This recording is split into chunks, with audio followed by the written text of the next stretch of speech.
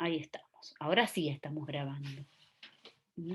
Les decía nuevamente que las dos cosas que dijimos que no grabamos, que el TP6, por favor, vuélvanlo a ver, ya que actualizamos el ejercicio 2 que estaba repetido, ¿sí? Y con respecto a los objetivos de esta unidad de estudio, lo que pretendemos es, en principio, que puedan diferenciar perfectamente los distintos roles dentro de lo que es la profesión de sistemas, es decir, un responsable de seguridad informática o alguien encargado de seguridad informática, eh, un perito forense, un auditor y un consultor, que son roles, si bien todos relacionados, todos diferentes.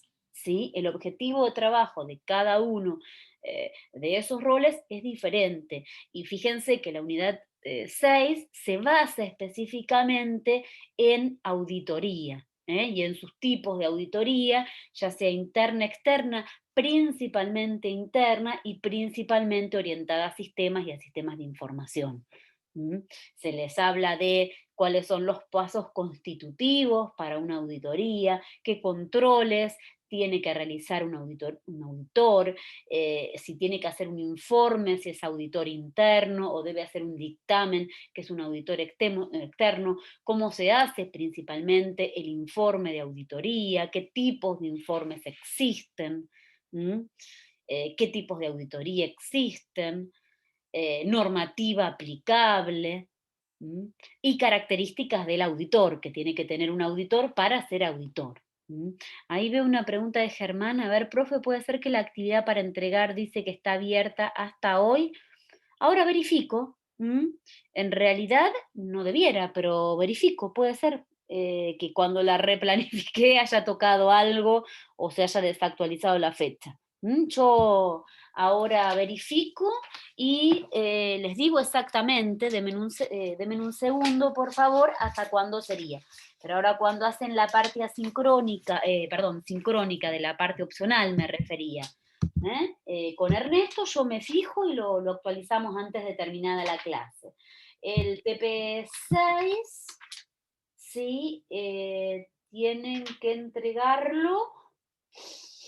Claro, les vamos a dar hasta la clase que viene, tanto para el TP, sí, el TP6, exacto. Puede ser que hayamos puesto mal la fecha, puede ser. Pero es Sí, hasta la la fecha clase que estaba bien. viene, y el TP7 hasta la fecha de recuperatorio, que es el 6 de julio, si yo mal no recuerdo, tengo anotado acá. Así que ahora actualizamos, no se hagan problemas. Puede que cuando les, no sé, ahora verificamos, quédense tranquilos con respecto a eso. ¿Mm? ¿Dudas, chicos? Pregunto nuevamente, algo que quieran consultar. Traté de ser lo más clara posible, pero bueno, también quería contarles mucho sobre auditoría porque tengo mucha experiencia sobre eso y tal vez hablé un montón en poco tiempo. Entonces, si tienen alguna duda, algo que preguntar, por favor háganlo en esta clase o en la clase próxima, que es la última, digamos, de contenidos. ¿Mm? ¿No hay dudas? ¿Se entendió todo bien? ¿Llegaron a leer esa unidad, a analizarla? Yo les bajé el PDF.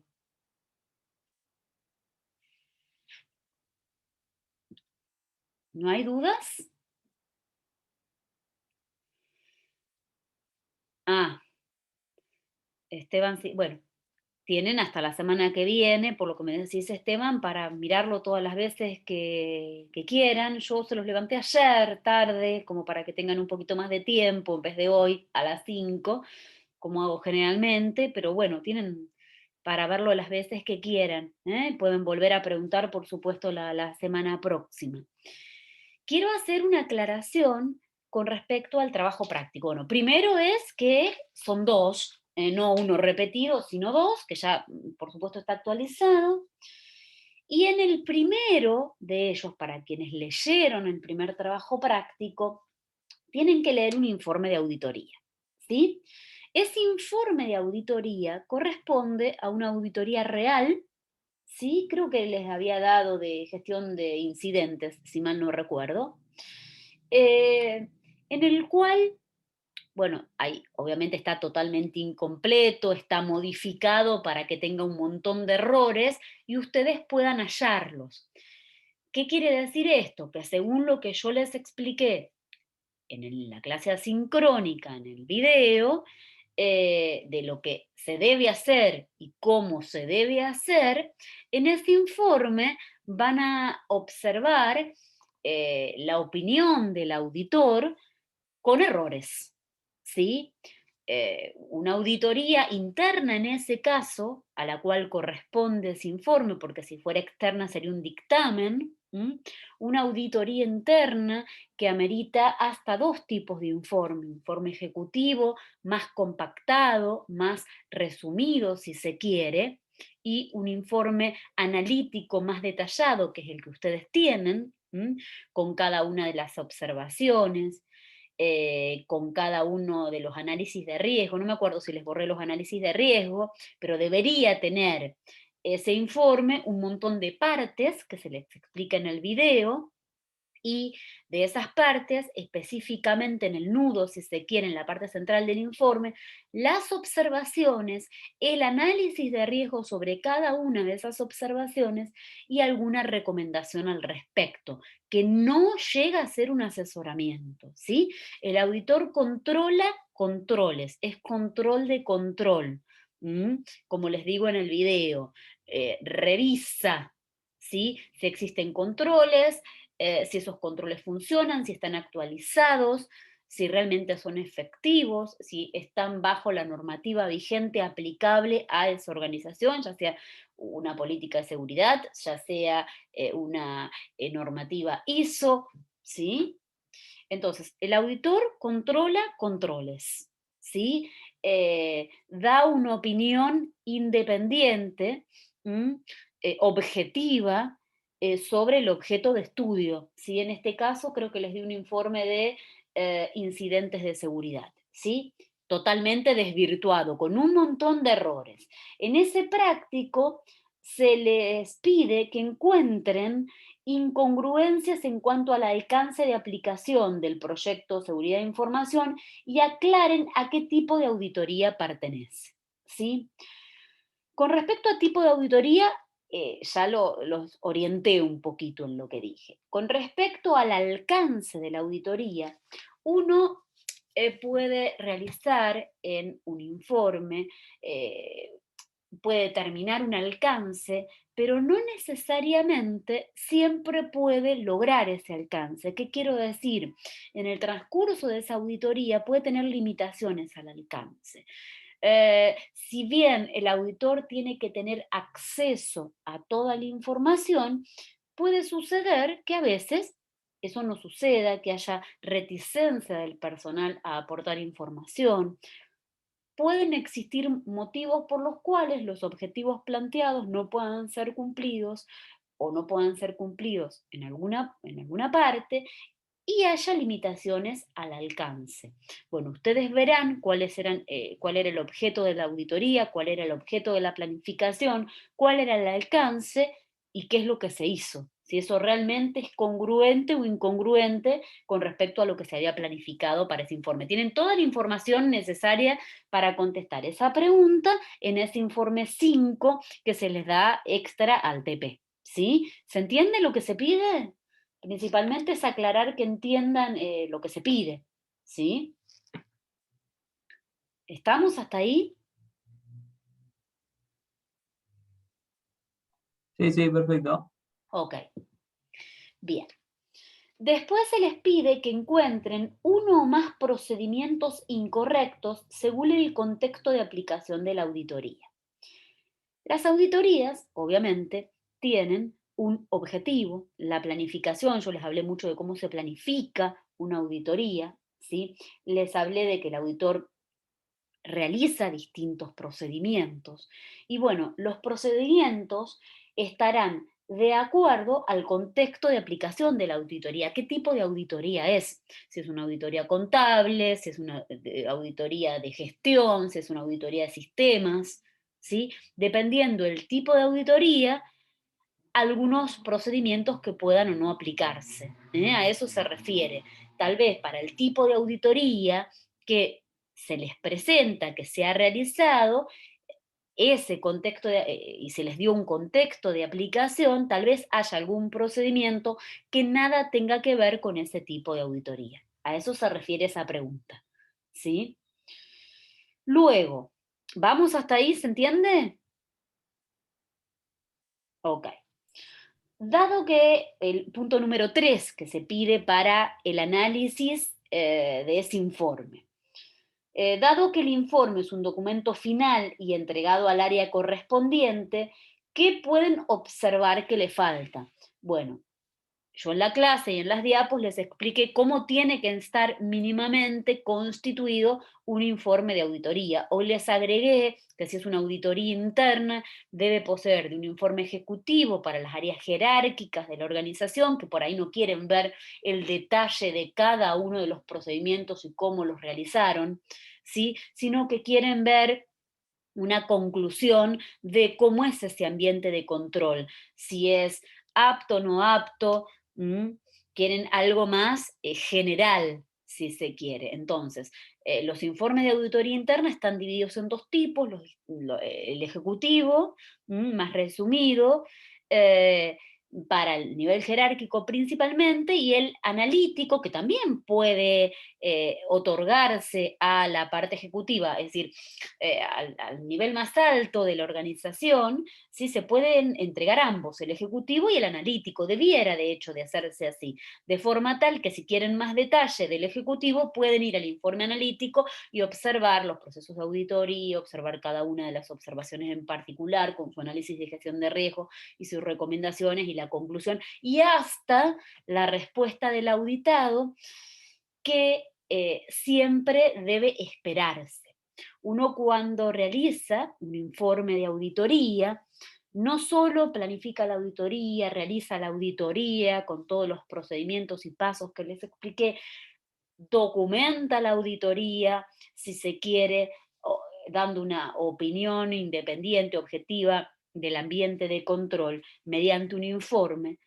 Pero además de todo eso, el auditor eh, aporta este informe analítico al sector auditado de forma tal de que si el sector auditado desea aportar un plan de mejoras o un compromiso a realizar determinadas mejoras sobre las observaciones encontradas y recomendaciones aportadas, generalmente, para que tengan una idea, se espera una semana, 5 días hábiles, ¿m?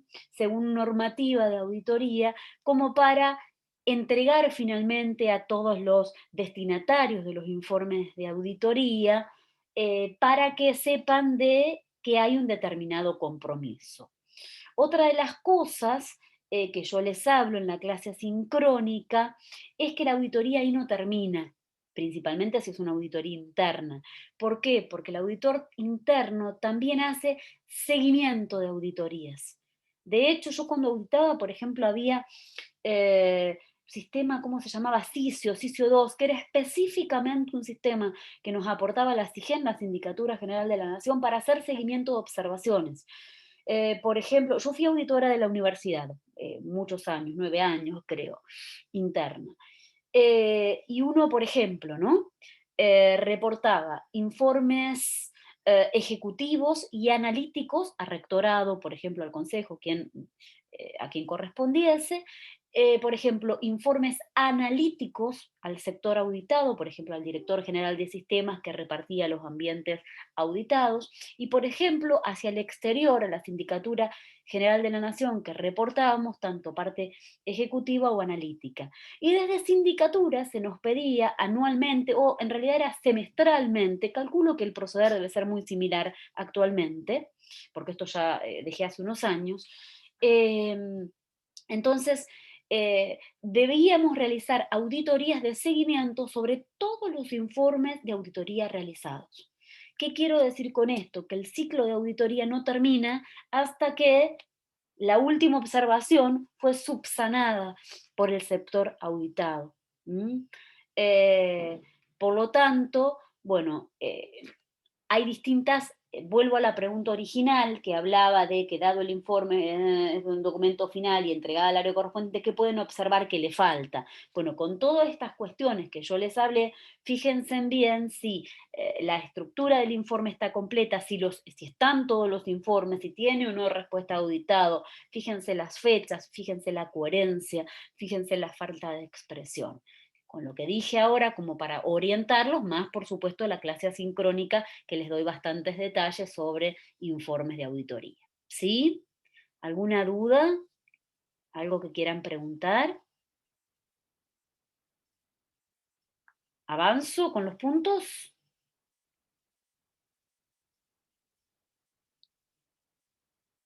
Silencio abismal.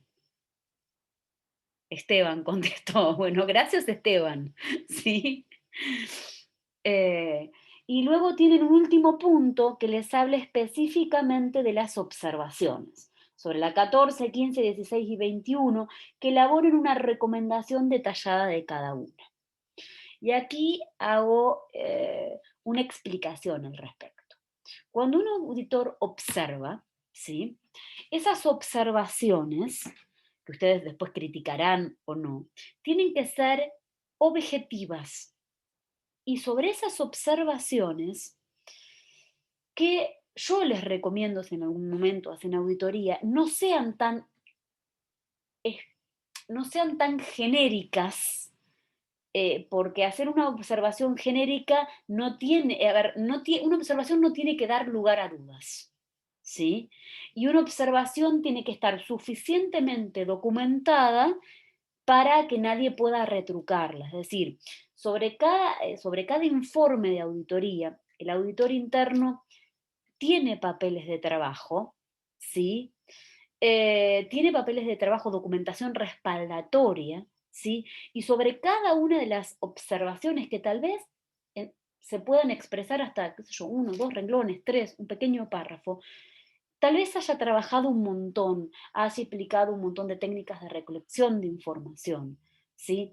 Pero tiene que tener un sustento importante tal que permita no poder ser criticada esa observación. Por ende, el auditor tiene no solo que poder controlar los controles, sino también asesorarse sobre lo que está controlando y tener capacidad, es decir, tener conocimiento, saber de qué se trata el tema y cómo debería ser el deber ser, cómo deberían hacerse correctamente las acciones para luego poder observarlas. ¿Esto qué quiere decir? Que muchas veces cuando uno hace una auditoría, a veces tiene que pedir ayuda a un abogado, a un contador, a un especialista en un tema determinado, porque uno no sabe de todos los temas, se va capacitando y a medida que va realizando auditorías va adquiriendo experiencia, ¿sí? Pero esto no quiere decir que no necesite de la ayuda de algún experto en cuestión en temas determinados y esto es apto, pero sobre cada una de estas observaciones tiene que haber una documentación respaldatoria inobjetable sobre esto que dijo el auditor y tiene que ser suficientemente específico para que no dé lugar a dudas. ¿Sí?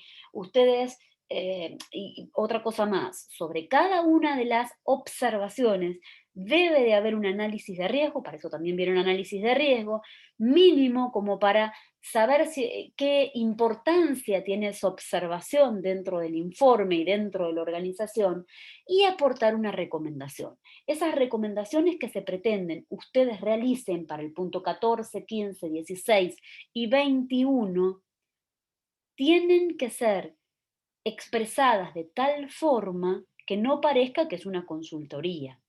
En la recomendación del auditor, por ejemplo, el auditor puede decir, se recomienda generar las acciones correctivas a tal situación de acuerdo a la normativa XXX. ¿Se entiende? De acuerdo a la ley, de acuerdo al artículo, bla, bla, bla. No tiene que expresar cómo hacer la solución, porque el auditor no es un consultor. ¿Sí? Entonces, tiene que dar una recomendación, generar las acciones necesarias para de acuerdo a tal normativa. ¿Se entiende? A ver, leo el chat que no había leído. Habría que explicar una por una, observación por observación. Exacto. ¿Eh? Pero vuelvo a repetir, la forma de redactar una observación tiene que ser suficientemente clara, suficientemente bien entendida, que no dé lugar a subjetividades. Por lo tanto, hablar en general es eh,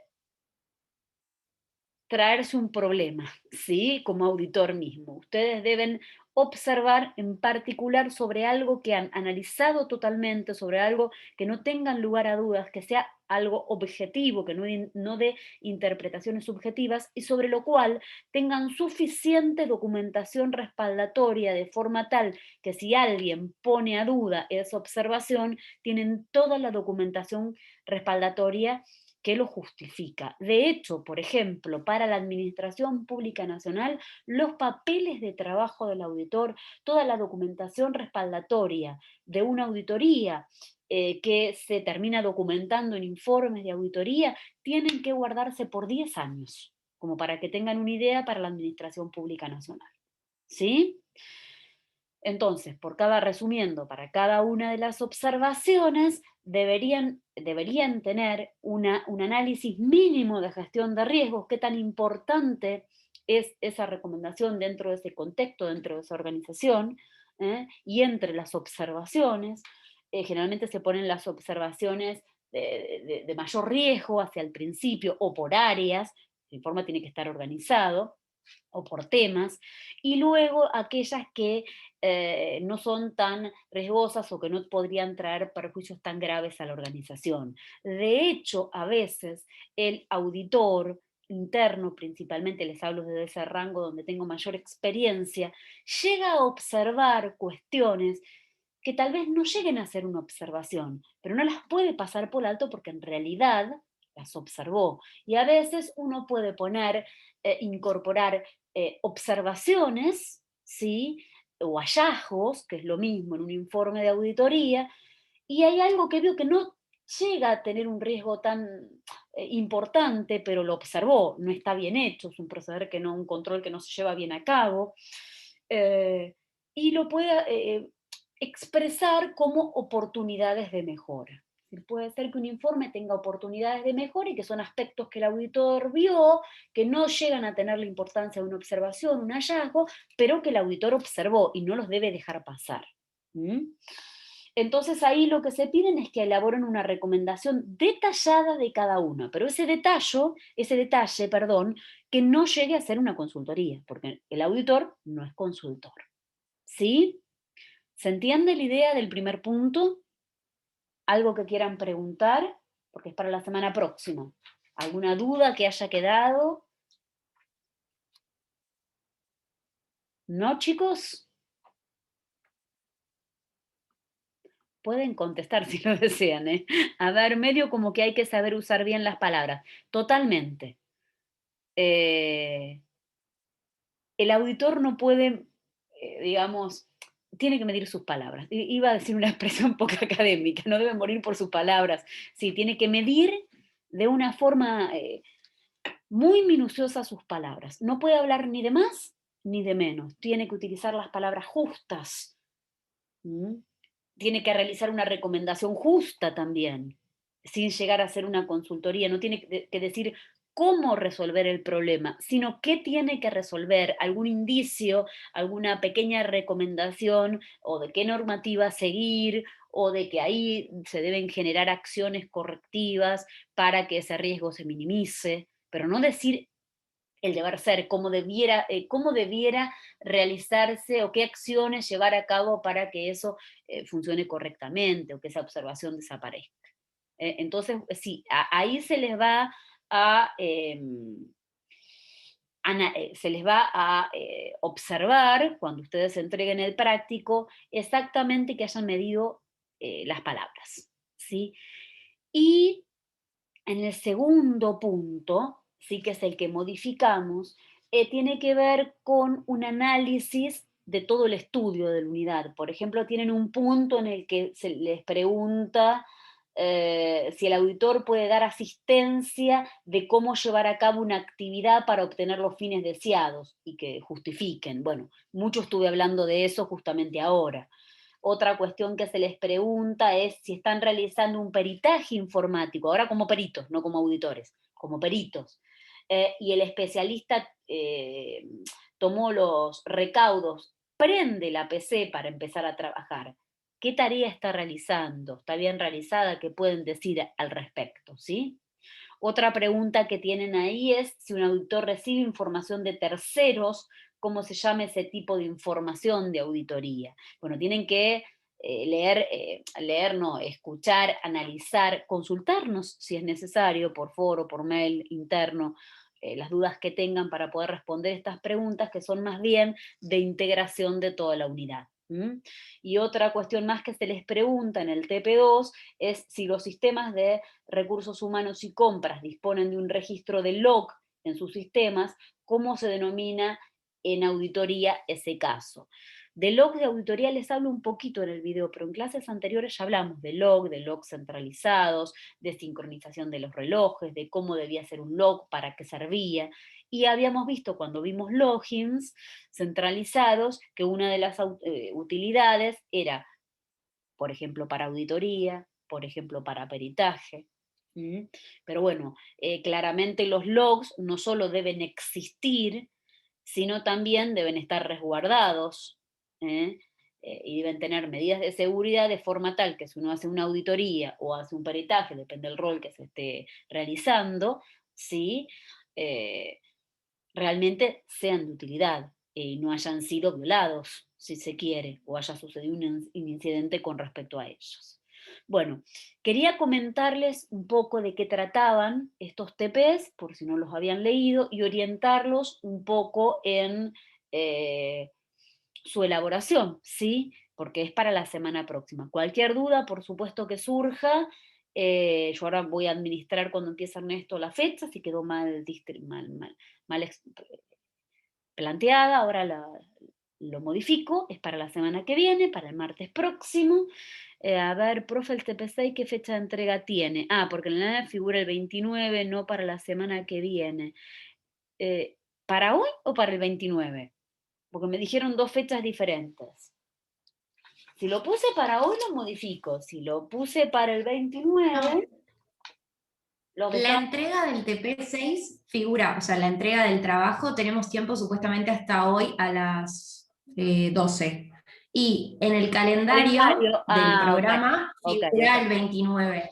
Ok, Claro. ahora sí entendí, porque, bueno, si les puse el 29, les dejamos TP6, TP7 hasta el 29. ¿Estás de acuerdo, Ernesto? Así Sí, no, está bien. Sí, da. sí, sí. Dejamos 2 semanas, como porque ustedes la próxima van a ver otra unidad más, y bueno, les dejamos los dos el 29, y listo. ¿Sí? Eh, tal cual como estaba en el calendario, les respetamos eso. No hay ningún inconveniente. Bueno, yo medianamente les expresé todo lo que quería expresarle con respecto a los TPs y la resolución de TPs. Por favor, si tienen alguna duda, si necesitan que se explique nuevamente algún tema, háganmelo saber antes de ver toda la parte no, opcional, si se quiere, con Ernesto, que van a ver un caso totalmente relacionado con esta unidad, ¿sí? De auditoría de análisis forense. ¿No hay ninguna duda, nada que quieran preguntar con respecto a esta unidad? ¿Algo que no se haya entendido? ¿Algo de los TPs? ¿Solo la fecha de entrega, nada más? ¿Esa fue la única duda?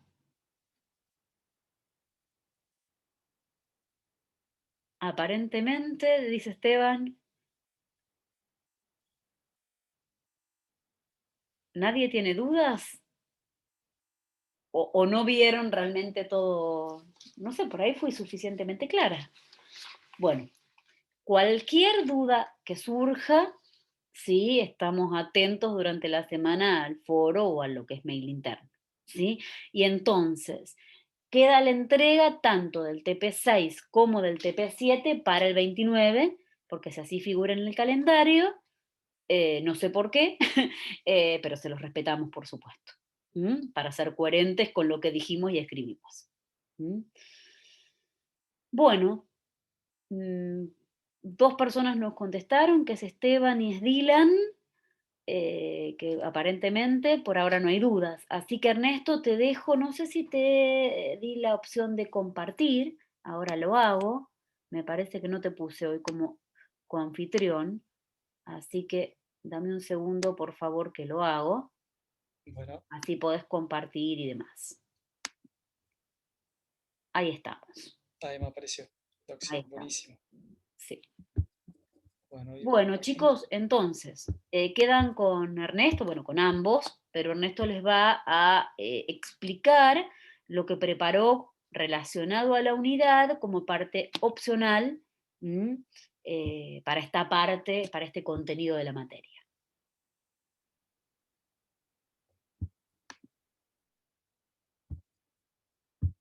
Bárbaro. Bueno, en la sección de archivos subí lo que vamos a trabajar. Y ahora justamente en el chat Esteban consultó sobre el caso 5, que acá yo hice un análisis y se los voy a explicar. Perfecto, justo, perfecto. Acá vamos a abrirlo. Ya pueden ver mi pantalla, ¿no? ¿Se puede ver? Sí, sí, Ernesto, Ah, correcto. bárbaro. Genial. Bueno, vamos a abrir.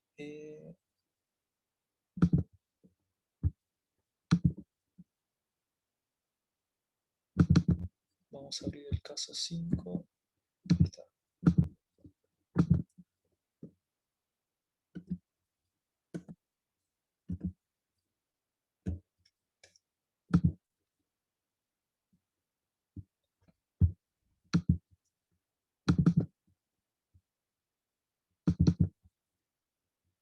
Acá está, el caso 5.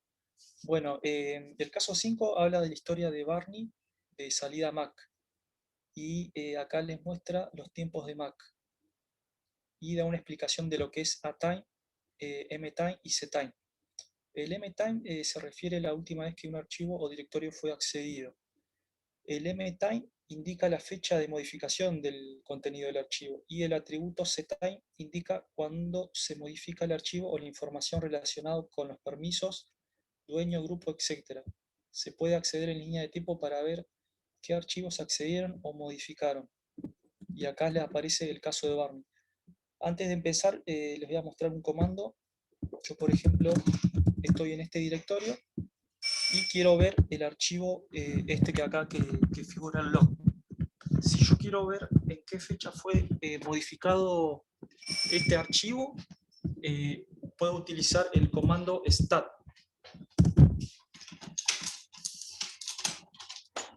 Stack seguido del nombre del archivo. A ver si lo toco completo. Ahí. Stack. Bueno, ahí me aparece toda la información del archivo. El nombre, obviamente, cuándo fue accedido, modificado y cambiado. Pueden ver acá, se ve, ¿no? Acceso, modificación y el cambio del archivo. Después también pueden utilizar directamente el comando que conocen ustedes seguramente, que es el ls. ls-la muestra todos los archivos. Y acá yo justo me anoté, para lo que es A-Time se puede utilizar es ls-l. Para Z-Time, ls, acá escribí mal, -u y el nombre del archivo. Y M-Time, ls-lc, nombre del archivo. Por ejemplo, ls, vamos a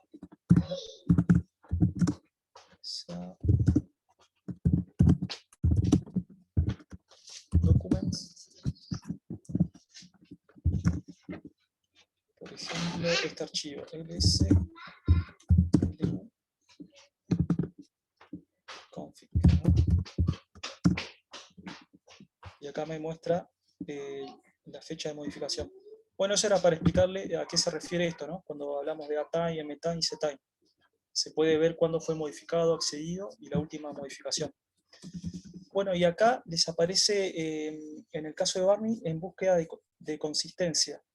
Aparece una fecha que es 19 de julio del 2001 y acá aparecen los datos, el time, el tamaño del archivo, MAC, el permiso del archivo, el owner, o sea, quién es el dueño, y el nombre del archivo. Cuéntenme ustedes qué pudieron observar en esto, acá. ¿Qué observaron de raro?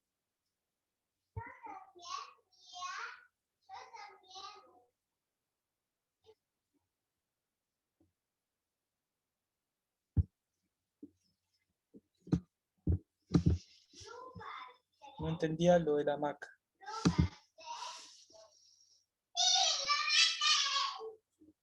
Justamente esto de lo de la MAC es de estos datos que aparecen acá. Los tiempos de MAC. Justamente esto que hablamos acá.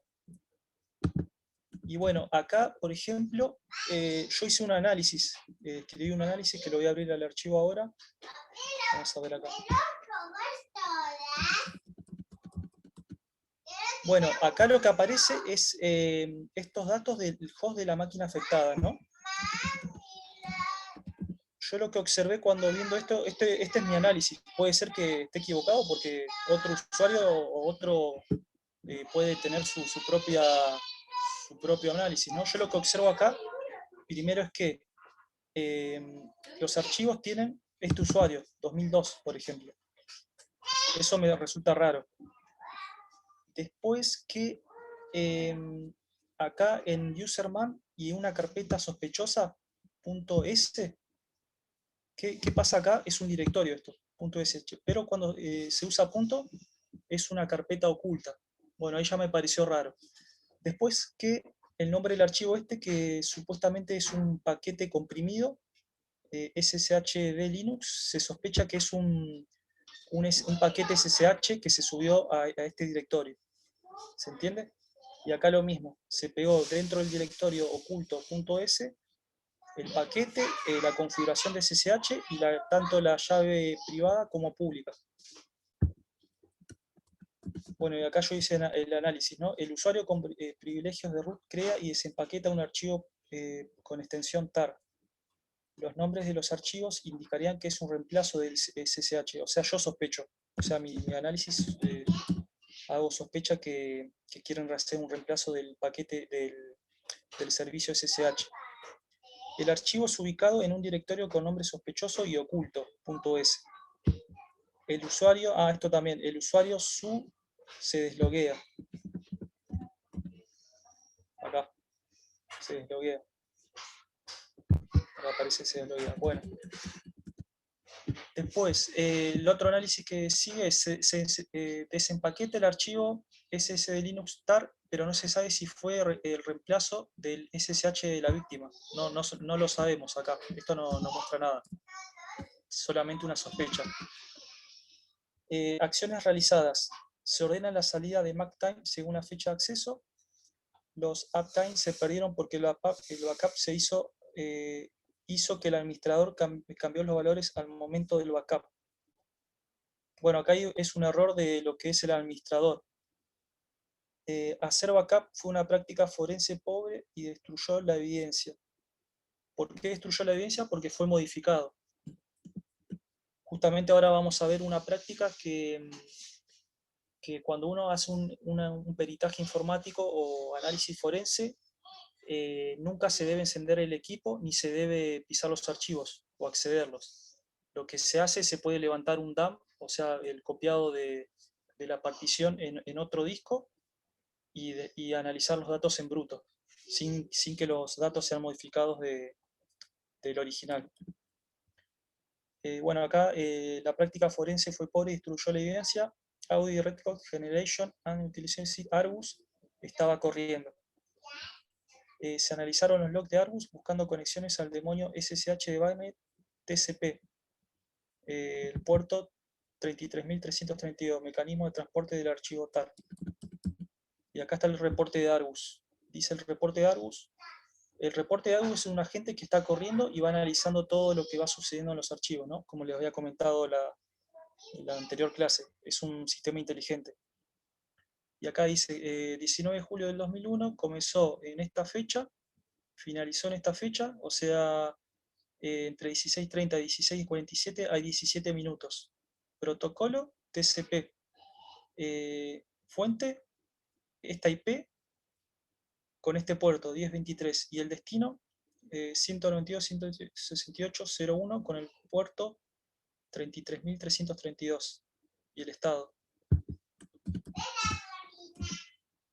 Bueno, y acá yo explico. El atacante pudo realizar su acción al inusual puerto 33.332 y estar activo por 17 minutos.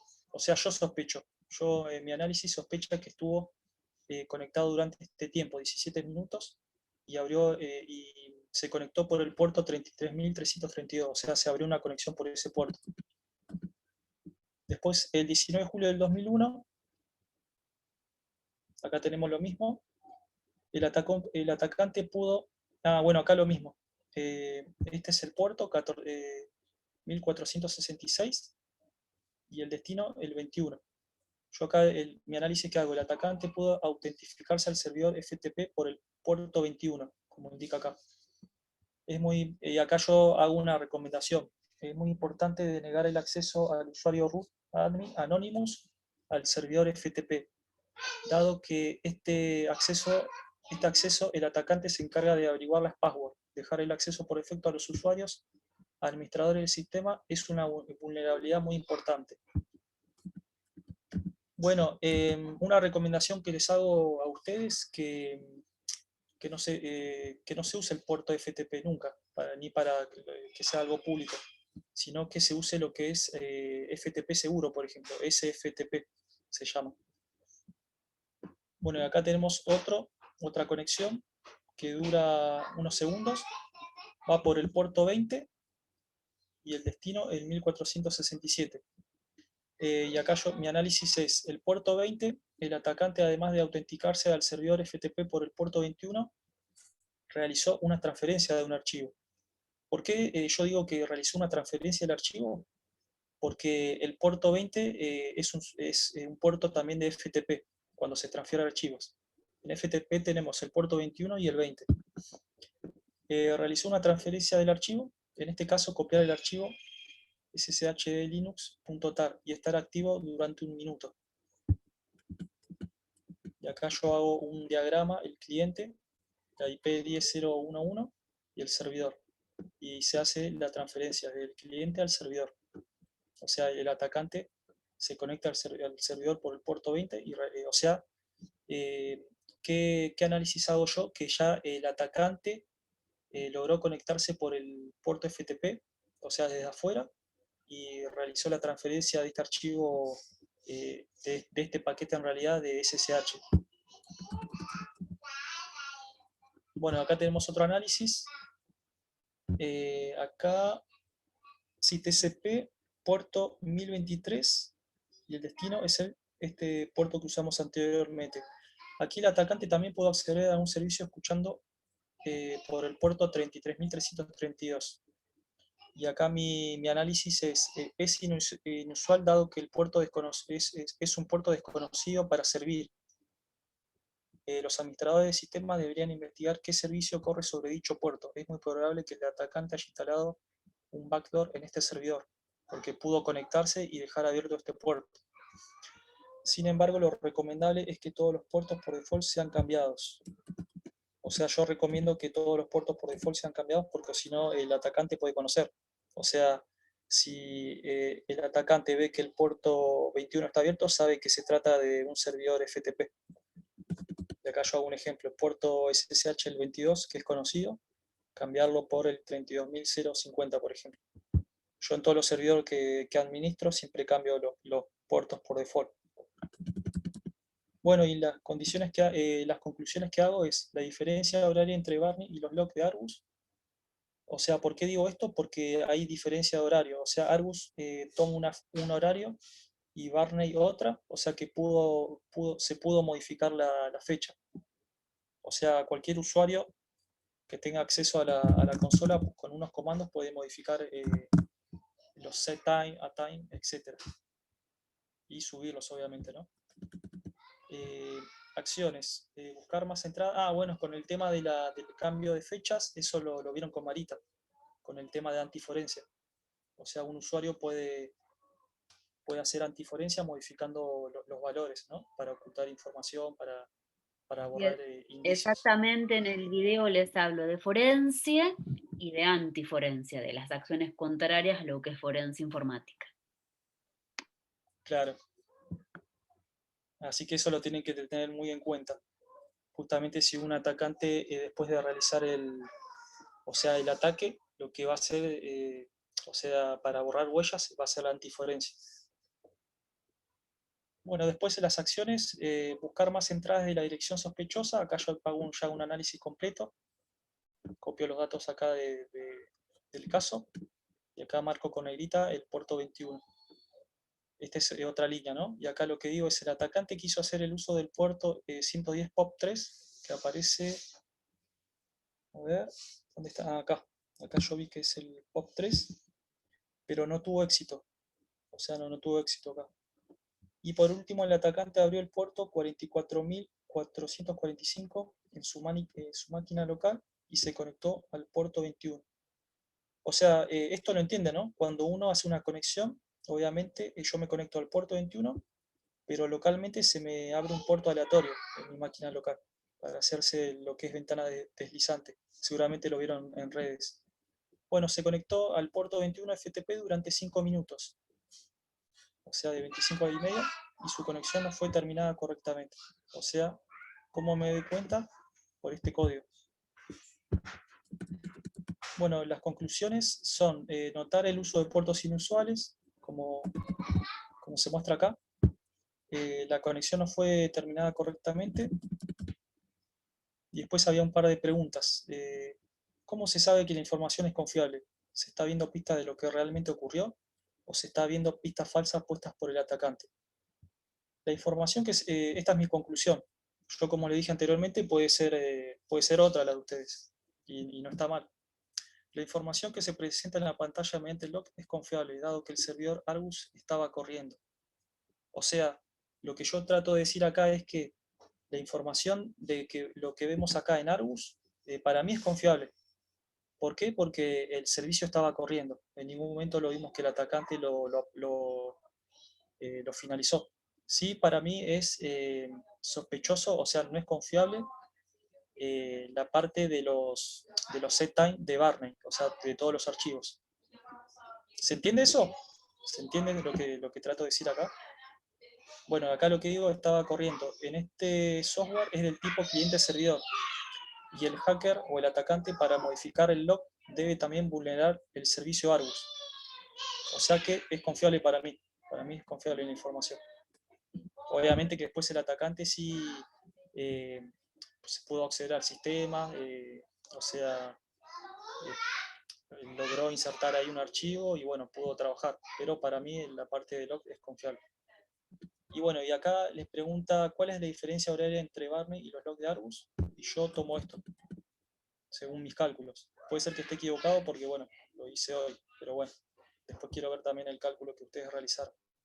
Y acá pongo, FTP, la diferencia horaria y, bueno, todo lo que pasó. O sea, acá, la parte de Argus agente, esto sería la parte de log confiable, y los horarios de Barney, para mí no es confiable, porque pudo ser modificado por el atacante. O sea que aplicó antiforencia acá. Bueno, y una pregunta dice, ¿existe una diferencia horaria entre Barney y Argus? La diferencia horaria entre Barney y Argus es de aproximadamente 17 minutos del ataque de FTP.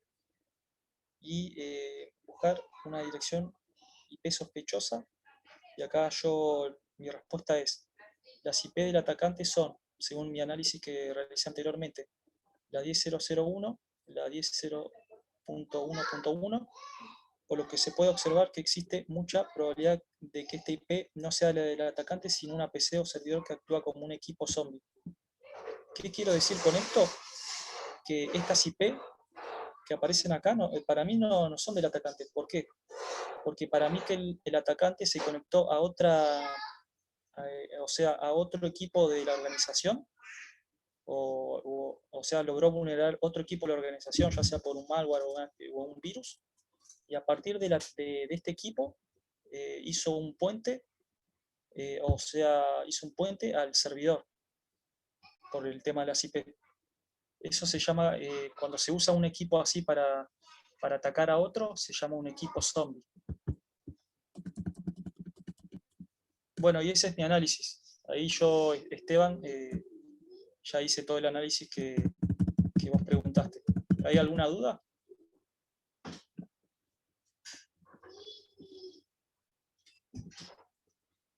Ahí había una. Está bien, ahí te entendió. Ah, bárbaro. Que te preguntaba Sí. si tenía forma de saber si el servicio Argus estaba corriendo. Ah, bien. Claro, ahí Esteban, como dije anteriormente, el atacante no tiene forma de saber que el servicio Argus está corriendo porque está en una capa más arriba. O sea, está corriendo como de análisis.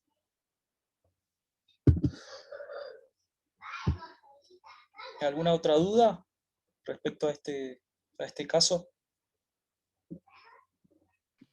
Ernesto, los archivos están subidos, sí, así como están analizados, ¿no? Sí.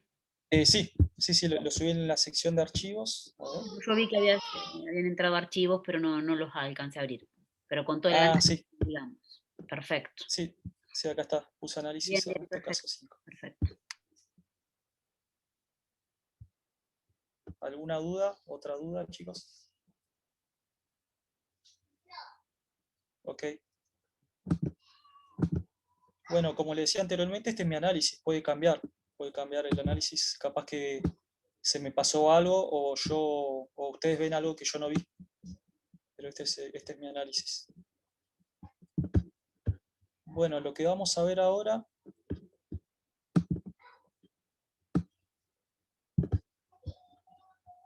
acá un desafío de análisis forense.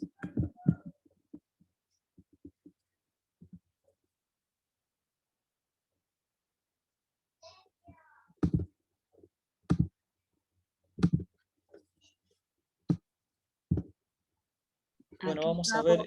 perdóname que te interrumpa, Sí, Ernesto. Aquí yo hago una acotación. sí, Nosotros vimos poquito de informática forense, un poco en la unidad anterior que les contaba sobre algunas herramientas, sobre qué sí. significaba un poco en la clase asincrónica que se les levantó de auditoría y análisis forense. Entonces, como para complementar un poco más lo que es informática forense, por eso Ernesto les preparó este TP, ¿sí? Como para complementar un poquito más, porque la unidad se tornó más al análisis de auditoría, ¿sí? Que a informática forense. Entonces, para complementar un poco más, es que también hacemos este práctico orientado a informática forense.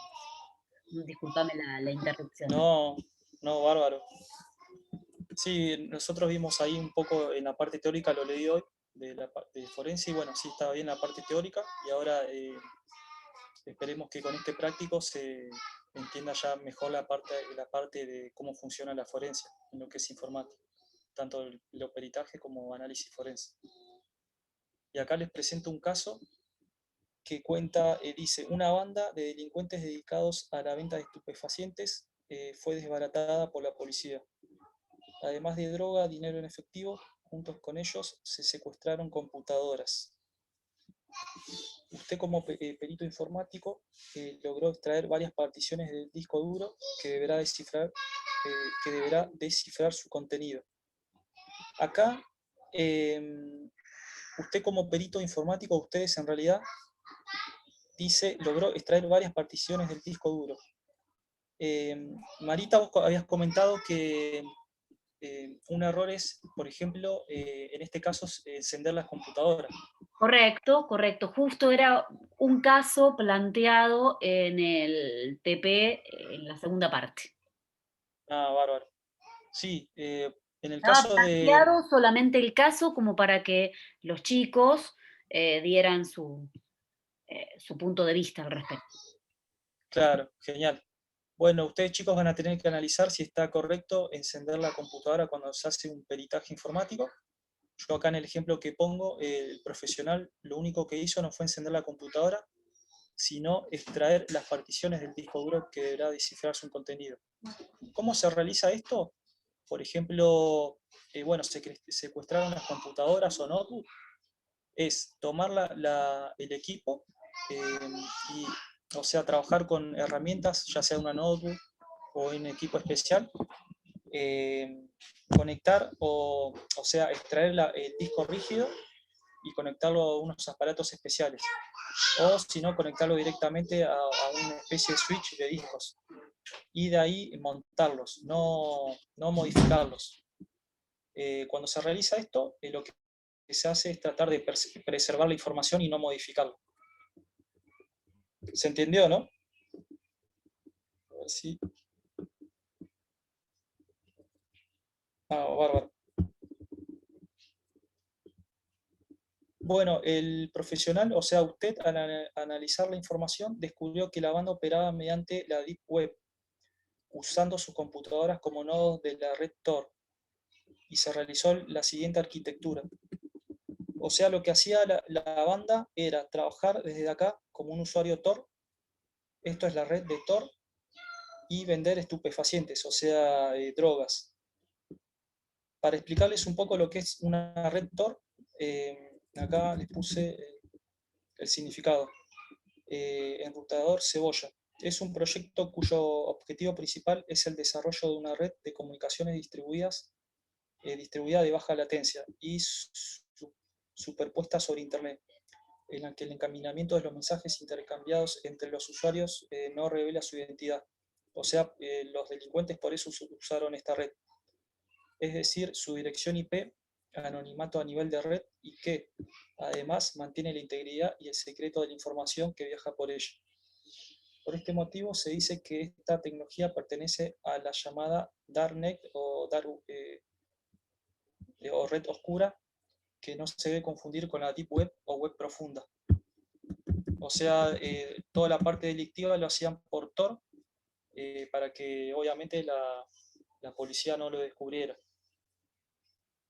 Y en este caso, en el ejemplo, lo que hacía la banda delictiva era, o sea, usar su computadora y montar un servicio, un servidor web y distribuir ahí la droga y conectarse a todo lo que es los nodos de Tor. Y bueno, después obviamente había los clientes que se conectaban a su servidor y bueno, y hacían toda la parte de compra. Acá en el ejemplo, bueno, está la red Tor, este es el usuario inicial. Acá, bueno, los puntos, las flechas punteadas indican que es tráfico encriptado, que viaja todo por la red Tor y es muy difícil de localizar porque se van conectando de uno a otro, van saltando, haciendo proxy, y como finalidad tiene un servidor web que acá ya el tráfico no está encriptado y bueno, y ahí consumen los usuarios. Bueno, a partir de este escenario, ustedes ya capturaron el disco duro y tenemos que descifrar su contenido. Para ello vamos a usar una herramienta que se llama Autopsy. Bueno, lo que nosotros vamos a tomar es la partición llamada disco secuestrado de drogas y con la herramienta Autopsy vamos a descifrar el contenido. ¿Qué es esta herramienta? Es un navegador forense. Autopsy es una interfaz gráfica para herramientas de análisis de investigación digital en línea de comandos contenidas en SleuthKit. Ambos unidos pueden analizar discos Unix y Windows, además de sistemas de archivos de NTFS, FAT, UFS-1, 2 y AX2 y 3. Autopsy y SleuthKit son open source, código abierto, y pueden ser ejecutados en plataformas Unix. Como Autopsy se basa en HTML, o sea web, se puede conectar a un servidor Autopsy desde cualquier plataforma utilizando nuestro navegador. Este sistema proporciona una interfaz de tipo manejador de archivos y muestra detalles sobre los datos borrados y estructura del sistema de archivos. O sea, nosotros vamos a utilizar esta herramienta para hacer ahora la práctica, pero hay miles de herramientas para hacer lo que es peritaje informático o análisis forense. Bueno, y acá yo les detallo que bueno, pueden usarlo en su PC local o usando Kali Linux, que ya viene instalado. Yo para no iniciar la máquina virtual, lo voy a instalar directamente en mi computadora.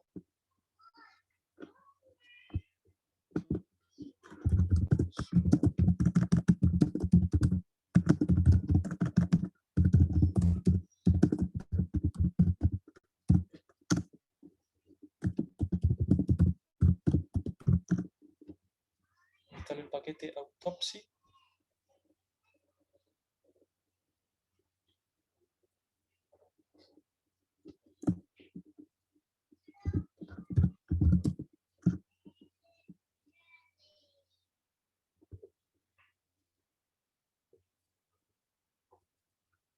Y acá me dice, acá lo ejecuté y me dio un error.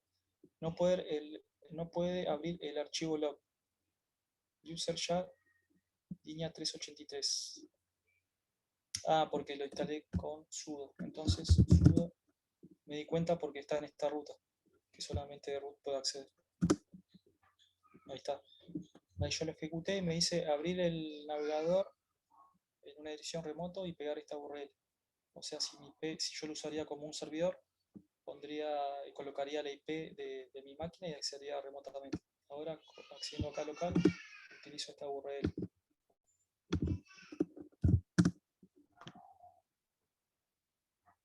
Bueno, y acá accedí al sistema Autopsia Forense Browser 2.24. Bueno, y acá yo en la práctica les detallo todos los pasos que ustedes tienen que realizar para que después lo hagan en su casa. Lo primero que vamos a hacer en este sistema es cargar el caso, o sea, pulsando el botón New Cas. O sea, New Cas. Acá completamos los datos, nombre del caso, la descripción y los investigadores. Vamos a completar tal como está acá, así lo hacemos igual. Un Forencia 01. Acá yo lo había hecho. La descripción, investigación de estupefacientes. Sí. Y esto se queda. Ahí está más o menos. Voy a crear el nuevo caso y pulsamos New Case. Creando el caso, dice que acá hay un error porque dice que ya existe. Claro, yo anteriormente ya lo había hecho. Entonces, vamos a un Forencia 02. Nuevo caso. Caso creado. Después tenemos que añadir el host. Pulsamos un case. Y acá le damos colocamos el nombre del nodo, la descripción y el time zone. Yo lo llamé nodo tor drag.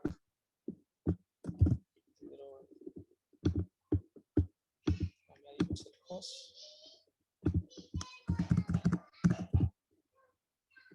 Se autocompleta. Server secuestrado. Time zone. América, a ver si está bien. América, Argentina, Buenos Aires. Sí. Y le damos add host. Bueno, ya completamos el caso y toda la configuración del host. Ahora lo que vamos a añadir es la imagen. ¿Qué es la imagen? Es lo que nosotros como peritos informáticos extrajimos de las notebooks de los delincuentes. Puede ser una imagen de una partición, puede ser un disco duro. Vamos a añadir ahí. Añadimos, yo lo voy a buscar add image file. Y me voy a fijar la ruta donde...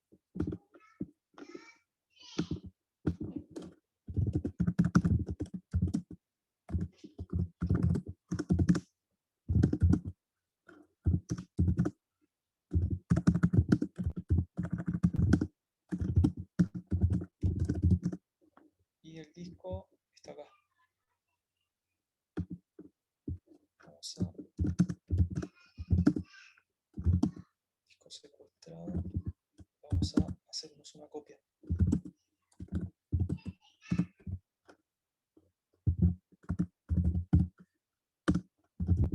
Y entonces acá voy a colocar la ruta del path completo. Y el nombre de la imagen es del disco que yo extraje. En este caso, copy.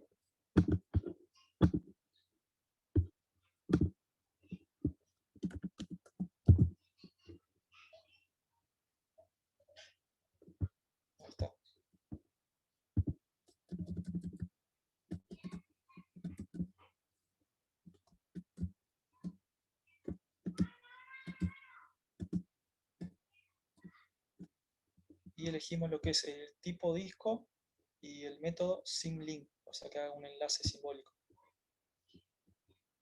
Next. Después acá el tipo volume image. Y en este caso lo que yo hice fue simulo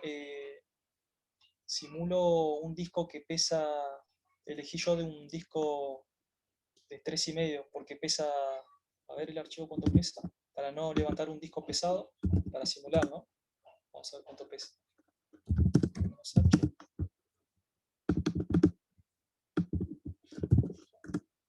Pesa 1.5 megas, o sea un disco puede pesar, no sé, 1 terabyte y tardaría mucho. Yo utilicé un particionamiento de OS de FAT32. Bueno, acá volume image, a ver.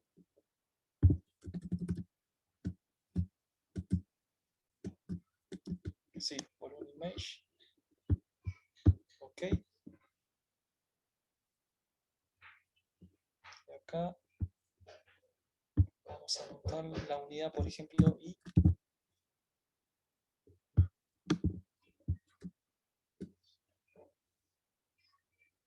le damos calcular el valor de hash. Añadir. Ahí realizó el cálculo del MD5. Ok. Y ahí me montó la partición que yo monté. En este caso FAT12, que es pequeña. Bueno, ya montamos. Acá yo les dejo a ustedes toda la guía para que después lo hagan ustedes.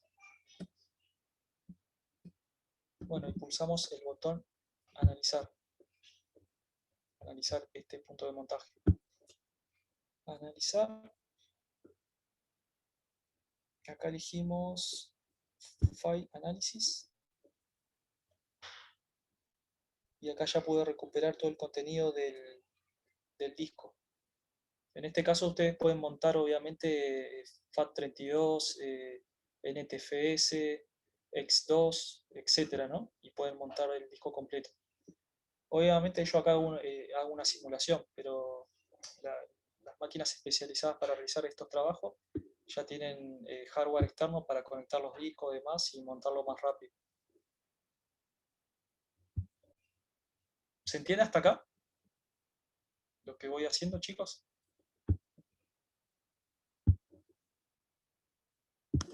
Bárbaro. Sí, sí.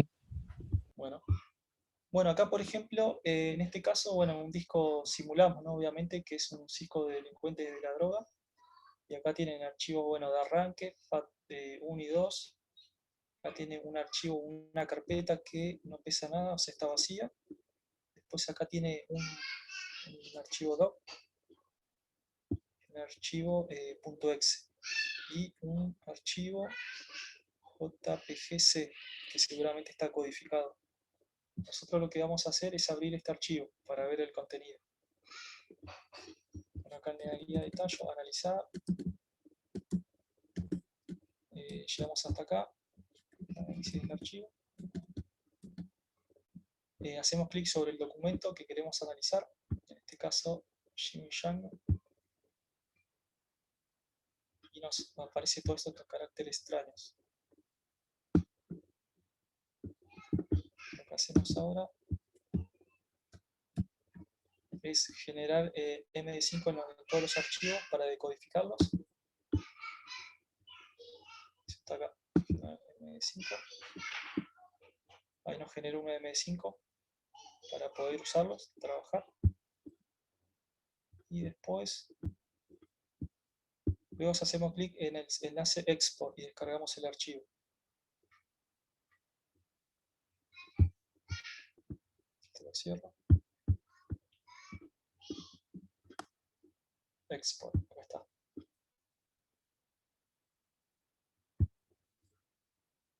Ahí está, me lo descargué. Voy a descargas. Uno por fecha. Y acá está el archivito.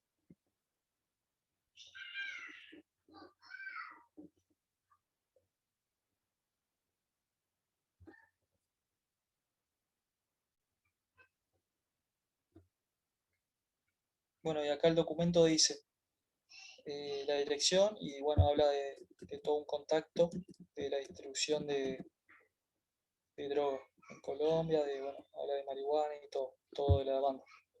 Ya pudimos abrir el primer archivo.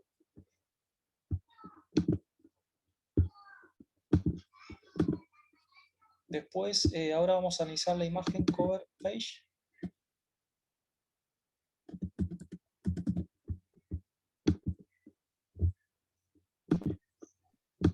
Ernesto, te interrumpo un segundito. Veo Sí. que hoy tu batería está media baja. No sé si lo tuviste en cuenta, por si acaso. Ah, sí, la estoy viendo ahí, porque Por si acaso. la tengo desconectada, sí. Bien, Me bien. quedan, a ver, 21 minutos, que en Ah, realidad bueno, 21 minutos para mi compu son creo que sí. 14. Perfecto. Sí. Y este es el archivo de la imagen. Si yo hago clic, obviamente no se ve, pero esta parte de la imagen se la dejo de tarea para que ustedes investiguen, para que puedan decodificarla y ver la imagen, de qué se trata. Entonces se lo indiqué acá, a ver, el archivo. Bueno, acá hacemos clic en la meta información, que está el link 8, y acá ven información. Tienen que ver el tamaño del archivo. Bueno, acá dice un indicio, y bueno, yo les dejo como tarea, como ejercicio, donde deberán buscar la manera de poder visualizar la imagen utilizando esta herramienta.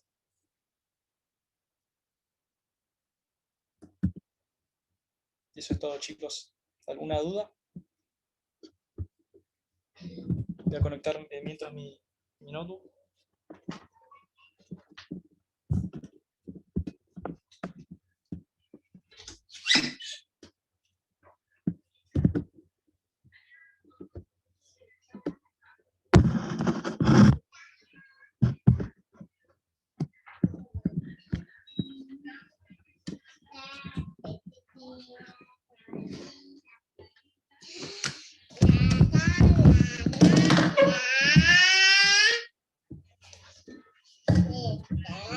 Chicos, ¿alguna duda? ¿Algo que quieran preguntar? ¿Algo que no se haya entendido?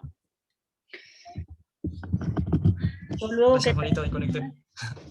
sí, sí, porque lo vi y digo, se habrá dado cuenta porque uno mientras que habla, Sí. tal vez no lo tiene en cuenta. Después que termines hago 2 acotaciones, pero bueno, esperemos a ver si los chicos tienen alguna duda, Bueno. o vos querés agregar algo más, no sé. No, en el ejemplo este vimos nada más hacer un ejemplo muy básico de lo que es forense, peritaje informático. En este caso, bueno, dimos un ejemplo de un grupo delictivo que traficaba droga Bien, por la red oscura, y bueno, el equipo forense logró rescatar una partición y bueno, el contenido. perfecto. Ahí Sofía nos contesta que por su parte no, todo perfecto. Bueno, excelente, Sofía. No sé, entonces, si no hay más dudas, quiero hacer 2 aclaraciones. Nos queda una clase más, una unidad más para ver que hace a todo el proceder de construcción de un sistema, ¿sí? Y en todos los requerimientos de seguridad, si se quiere, requerimientos no funcionales para incorporar desde el diseño de sistemas. De eso va a tratar la unidad próxima, ¿sí? Y la última, ¿sí? De gestión de la seguridad en el software en todas, ¿sí? Sus etapas constitutivas. Eso lo vamos a ver, si Dios lo permite, la clase próxima, ¿sí? Gestión de seguridad en el software. Más allá de eso, quiero hacerles una aclaración sobre el TP2, sobre dónde pueden buscar mayor información para poder, más allá de las pautas o las recomendaciones que les di. Y si alguno, como tenemos una clase más, nada más previa al parcial, nosotros tenemos planificada ya la clase próxima, pero si alguno tiene algún tema de interés que quiera ver relacionado a la temática, no estamos demasiado sobrados en tiempo, pero vamos bien, ¿sí? Nos lo puede hacer saber, tal cual como se los pedimos clases anteriores que nos habían dado algún que otro tema de interés que tenían y que tratamos de darles alguno de ellos, ¿sí? Entonces, volvemos a repetirles con Ernesto, sí, más allá de la planificación preparada que tenemos, si alguno quiere incorporar algún tema, por supuesto, relacionado a las unidades de estudio, lo puede solicitar ahora, lo puede hacer durante el transcurso de la semana, no a último momento, por supuesto, por una cuestión organizativa. Para que la materia les sea tanto de utilidad en los contenidos mínimos como alguna sugerencia que les pueda servir en el trabajo profesional. ¿Sí? Eso les quería decir por una parte. Y en segunda instancia, con respecto a lo que es el TP2, con respecto al TP1, que tienen que analizar el informe, creo que era 5, de auditoría, que se les daba, sobre eso ya hablamos, sobre lo que son esas 4 preguntas sobre auditoría y análisis forense, les aconsejamos que también se hagan del estudio, del análisis de la normativa aplicable que fuimos viendo. Les recuerdo, política de seguridad modelo, en la cláusula 18, si mal no recuerdo, sí, 18, les habla de cumplimiento, ¿sí? Y ahí se les habla de consideraciones sobre auditoría, de controles de auditoría de un sistema, de protección de elementos utilizados para la auditoría, que hoy hablamos de la protección de los logs de auditoría, de las sanciones, previstas por incumplimiento, porque si tengo controles y luego no aplico sanciones, ¿para qué tengo controles? ¿Sí? También de la ISO-IEC del 2015, ¿se acuerdan? En esas diapositivas que les marcamos en la unidad número 2, ya hace bastantes clases atrás. La 27006 específicamente les habla sobre requisitos para la acreditación de entidades de auditoría y de certificación de un sistema de gestión de seguridad informática. Por ejemplo, la 27007 del 2011, creo que era 2011, es una guía de auditoría del sistema de gestión de seguridad de sistemas, ¿sí? La 27.000, corregime Ernesto si me equivoco, que la memoria por ahí con tanto tiempo de no auditar se me escapa, pero si mal no recuerdo, la 27.008 es una guía de auditoría sobre controles de seguridad de la información. También vimos los estándares de COVID para el gobierno, el control de la auditoría, de TICS. Y bueno, creo no olvidarme, ¿sí? La normativa vigente relacionada a lo que es auditoría. Pero bueno, fíjense que en el transcurso de la asignatura les fuimos nombrando distinta normativa aplicable y que pueden complementar lo que es el TP2 de auditoría y análisis forense con toda esta normativa aplicable, como para que las respuestas sean más elaboradas. ¿Sí? No sé si omití alguna, no fue a memoria, posiblemente haya algo más relacionado a normativa auditoría, ahora no se me viene a la memoria. No sé, Ernesto, si a vos se te viene alguna otra normativa hacia la memoria, creo que les nombré las más importantes, al Sí, menos de lo visto. sí, le nombraste las más importantes. Sí. Ok. Bueno, no sé si hay dudas, chicos. Medianamente les expresamos todo lo que queríamos para esta clase. Si tienen dudas, por supuesto, se las contestamos, ya sea ahora o en el transcurso de la semana por las vías que siempre repetimos. ¿Mm? ¿Quedan dudas? ¿Se entendió todo? ¿Algún tema de interés? Vuelvo a repetir, que quieran, que nos sugieran, bueno, tenemos que analizarlo, a ver si tiene pertenencia o no a la temática que estamos viendo, pero algún tema de interés eh, que quieran que incorporemos, porque estamos arribando ya a la última clase, que si bien tiene temas específicos, podemos agregar algo más, si es de sumo interés para ustedes. ¿No? Nada, están totalmente mudos hoy. ¿Ninguna duda? ¿Se entendió todo bien?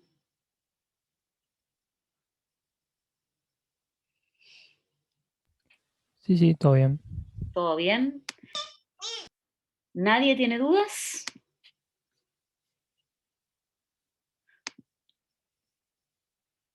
Bueno, entendemos que no al silencio, chicos. ¿Están ahí todavía? ¿Están conectados? ¿O solo figuran conectados? Sí, estamos conectados. Están conectados. Yo por mi parte no tengo dudas por el momento. Bueno, perfecto. Los liberamos entonces. perfecto, si no hay dudas, de todas formas, bueno, en el transcurso de la semana, si surgen, nos consultan, ¿sí? Y vuelvo a repetir, si a alguno se les ocurre algún tema de interés, de necesidad para ustedes, si nos avisan con tiempo, podemos llegar a incorporarlo, en algún caso particular, más que todo en la parte no obligatoria, que siempre tenemos, como para sumar algún tema de interés que les pueda servir en la actividad profesional. Ernesto, de mi parte, nada más para agregar. No sé si querés agregar algo más vos, si no damos por concluida la clase de hoy. No, por mi parte tampoco. Bueno, perfecto, entonces, si no hay dudas, los despedimos hasta la semana próxima. Fíjense que la entrega de TP6 ya fue modificada. Cualquier eventualidad nos avisen. Estamos atentos. Buena semana para todos, chicos. Saludos, chicos. Chao, igualmente. Hasta Chao, chao. luego. Listo, nos vemos. Chao, hasta luego.